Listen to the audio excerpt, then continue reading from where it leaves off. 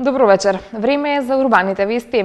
Од 19 декември стапуваат на сила нови референтни цени на лековите на позитивната листа. На 170 лекови им се намалува доплатата. Од нив на 110 им се намалува и партиципацијата, а 21 лек прв пат на осигураниците ќе им бидат достапни без доплата. И тоа лекови за дигестивни пореметувања, кардиоваскуларни, ревматски и заболувања на тероидната жлезда, аналгетици, антибиотици и останати лекови.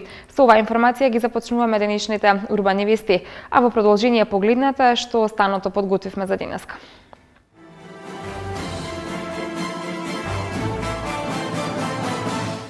Спроведување на проектот Диалог на градовите.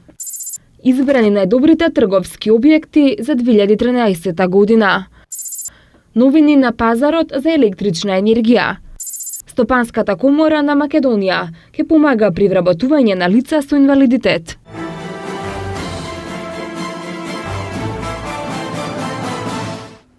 Градоначалникот на град Скопје, Гоце Трајановски, денеска им додели плакети на собствениците на најдобрите трговски објекти за 2013 година на подрачјето на Скопје.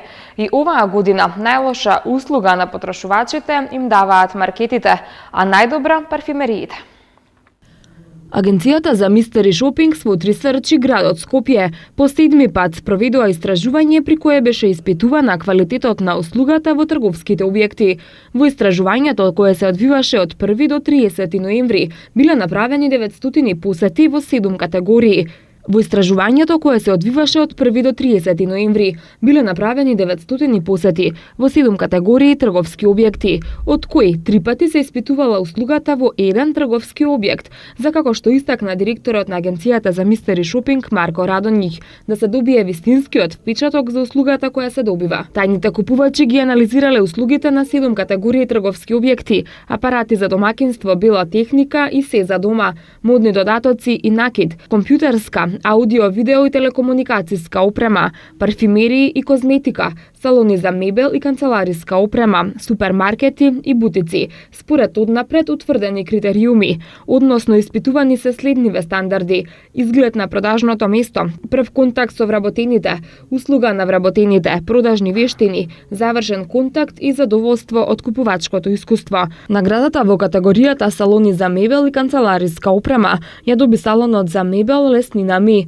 Наградата за најдобар маркет отиде во рацете на маркетите Тинекс, а за најдобар бутик е избран Енци Менци. Најдобар меѓу трговските објекти за компјутерска, аудио, видео и комуникацијска опрема е iStyle, а за најдобра парфимерија беше прогласена Тесори Ди Маре.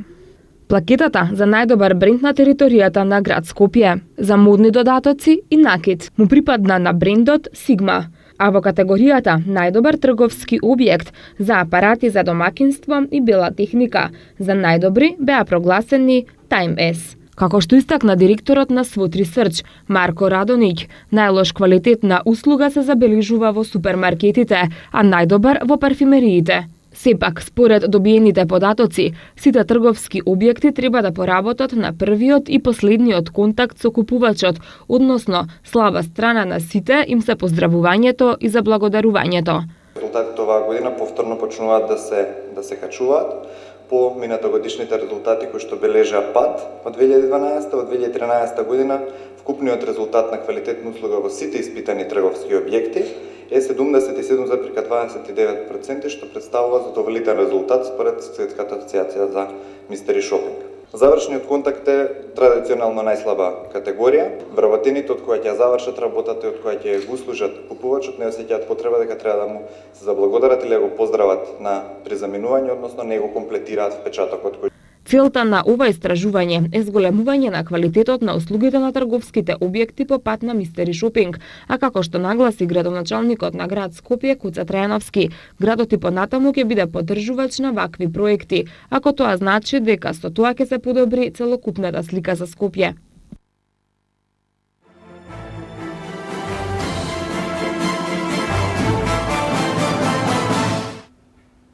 Министерството за животна средина и просторно планирање континуирано реализира активности за подобрување на квалитетот на воздухот, како медиум со примерно влијание врз животната средина и здравието на луѓето, истакна денеска ресорниот министер Абдулаки Мадеми на отварањето на дводневната тај екс-работилница за квалитетот на воздухот. Со финансиската помош од програмите ФАРЕ, КАРЦ и ИПА, Министерството, како што истакна, успешно подготвило 11 подзаконски акти во областа, воспостави модерен државен автоматски мониторинг систем за воздух, како и веб портал за воздух со што ја подобри својата транспарентност. Освен транспонирање на ЕУ легислативата, што е нотирано во извештаите на Европската комисија, напорно се работеше и на подготовка на стратешки документи, како Националниот план за редукција на емисиите и Националниот план за заштита на воздухот, кои изминатата година беа донесени од владата. Во нив се дефинирани мерките за заштита на воздухот на национално ниво, рече Адеми. Тој потенцира дека локалната власт треба да учествува преку изработка на планови во кои ќе се пропишат мерки за заштита и подобрување на квалитетот на воздухот. Последните мерења на Министерството за животна средина и просторно планирање од утрово во 6 часот покажуваат високи концентрации во сите општини во Скопје, од 90 до 180 микрограми на метар квадратен. Општина Газибаба и градоначалникот Тони Трајковски пред представниците од Светска банка и општините од Југоисточна Европа ги презентираа успесите, достигнувањата и проектите реализирани во периодот од 2009 до 2013 година и капиталните проекти кои ќе се реализираат во периодот од 2013 до 2017 година. Општина Газибаба е вклучена во пилот проектот Диалог на градовите. Повеќе за ова од Томислав Атанасовски.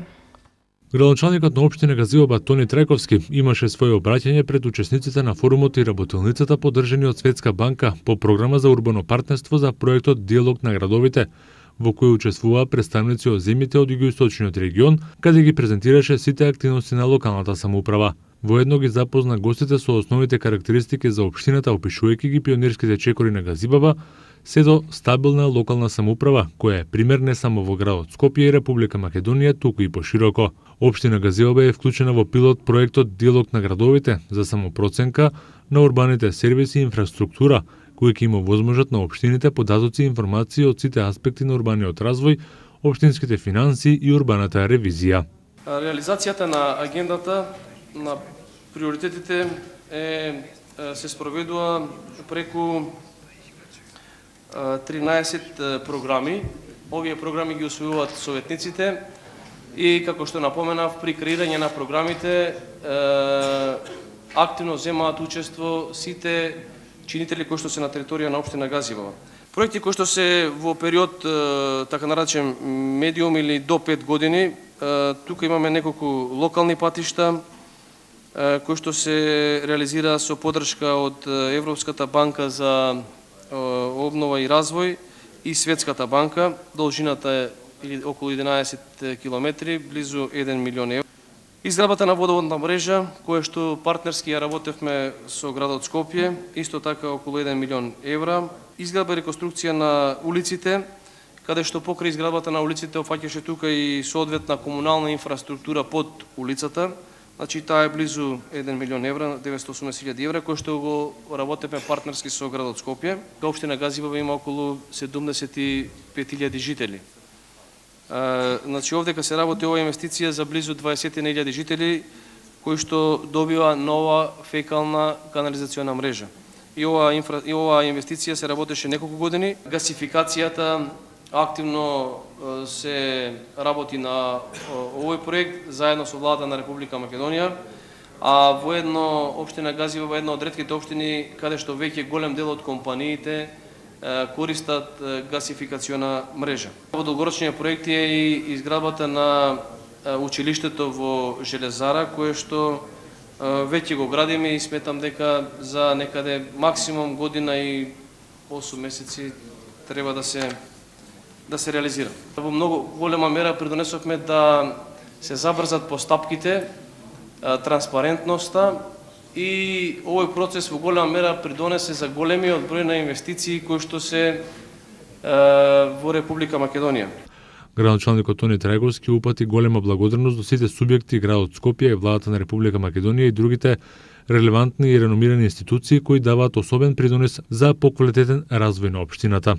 Особено интересно за присутните беше кога градоначалникот Тони Трајковски се осврна на забрзаната урбанизација на општината, како и потенцијалите за инвестирање во овој дел од градот Скопје, бидејќи вратите се отворени за секој инвеститор. Градоначалникот Трајковски исто така ја презентираше агендата во однос на капиталните проекти и нивна реализација во периодот од 2009-2013 година и капиталните проекти кои ќе се реализираат во периодот од 2013 до 2017 година во општина Газибаба. Соработката и понатаму ќе продолжи, се со цел помодерна општина и подобар и поквалитетен живот за граѓаните, а посебно на најмладата популација.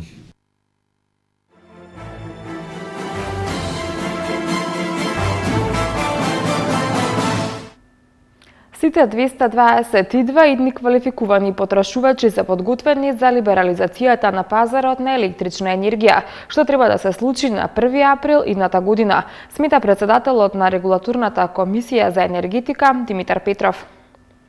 Целта на работилницата е на идните квалификувани потрашувачи да им се појаснат сите детали и да се разговара за сите нејаснотии за полесно да се прилагодат на новите услови на пазарот, кои ќе следат по либерализацијата. Затоа Регулаторната комисија има изготвено акцијски план со динамика за неопходните средби.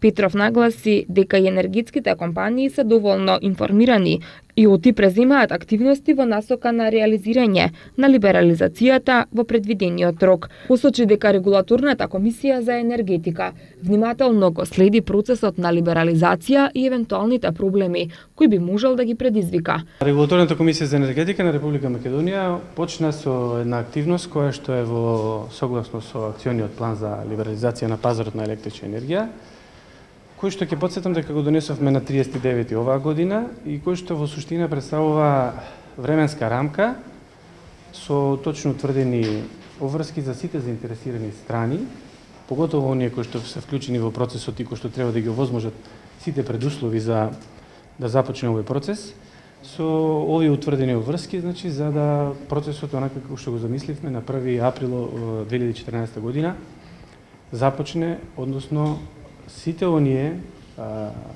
потрошувачи кои што ќе се здобијат со статус на квалификувани согласно критериумите кои што сите законот за енергетика ќе можат и ќе треба да настапат на отворен пазар, односно да ги набавуваат сопствените потреби за електрична енергија на отворен пазар.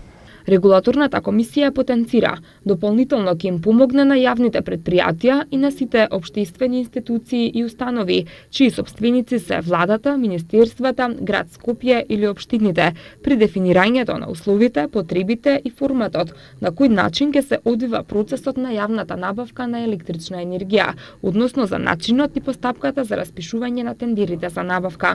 Во Македонија во моментов има 47 трговци кои имаат лиценца за тргување со електрична енергија, а лиценца за снабдување има само компанијата Гени, иако има и апликација од Евана, како и интерес од уште неколку компании. За да има слободен пазар на електрична енергија, согласно законот, неопходно е да има минимум еден снабдувач.